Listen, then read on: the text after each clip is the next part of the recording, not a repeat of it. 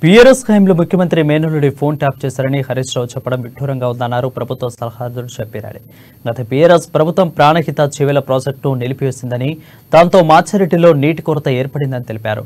అయితే మోదీ ముస్లిం రిజర్వేషన్లు ఎత్తేస్తామనడం అంటున్నారని అన్నారు. ఇక మాచారెడ్డి మండల కేంద్రంలో కార్యకర్తల సమావేశంలో పాల్గొన్నారు షబ్బీర్. బీవీ పాటిల్కు 10 ఏళ్ల అవకాశం ఇస్తే ప్రజలకు చేసిందేమీ లేదని అన్నారు. కనీసం నియోజకవర్గంలోని మండలాల పేర్లు కూడా తెలియవని ఎద్దేవా చేశారు. పార్లమెంట్ ఎన్నికల్లో కాంగ్రెస్ ను గెలిపించాలని కోరారు షబ్బీర్. ₹1,00,000 రుణమాఫీ ఏమైంది? 12% రిజర్వేషన్ ట్రైబల్ కు ఏమైంది? 12% ముస్లిం రిజర్వేషన్ ఏమైంది? ఇంటికి ఒక డబుల్ బెడ్రూమ్ ఏమైంది? ఇట్లా వందలు వాగ్దానాలు ఉన్నాయి. 10 సంవత్సరాలు పూర్తి కాలేదు. మాకు 10 మాసాలు కాదు, ఏమో 100 దినాల్లో 6 to 5 పూర్తి చేసినాం.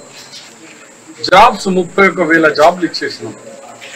ఇంకా 50,000 వేకెన్సీస్ రెడీ పెట్టుకున్నాం. ఫిలప్ చేసేందుకు తయారు ఉంది. కాయిదాలు ఎలక్షన్ కోడ్ వచ్చింది. ఎవరు ఏం చేస్తారు ఎలక్షన్ కోడ్లో? అయినా మా ముఖ్యమంత్రి చెప్పినారు, 2 లక్షల రూపాయలు రుణాలు 15 ఆగస్టు నాడు నేను చేస్తాను. నేను ఏ ఒట్టు అంటే ఒట్టు తిని, నరసింహస్వామి ఒట్టు తిని చెప్పిండు.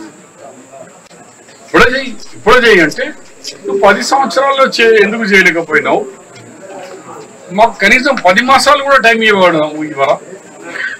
జనరల్ ఎలక్షన్లో ఓటమి గెలిచినప్పుడు అందరికి అనుకుంటే 6 మాసాలు సంవత్సరం వరకు వదులుతుంది. మీ ఇష్టం ఉన్నట్టు చేయండి, తర్వాత మేము మీరు ఇచ్చిన వాగ్దానాలు హామీలు ఎంతవరకు అయింది కాలేదు అడుగుతాం అంటారు.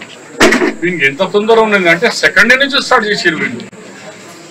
బిడ్డ హరీష్ అండేలు మీరు చేసిన దౌర్జన్యం ఏమైంది సార్? జ్యుడిషియల్ అన్నారు, ఏమైంది? అదే జ్యుడిషియల్ కమిటీ తొందర చేస్తే తొందర చేసినా జైలుకు పంపిస్తారా? జ్యుడిషియల్ కమిషన్ వచ్చి ఘోష్ కమిటీ వచ్చింది, వాళ్ళంతా తిరుగుతున్నారు.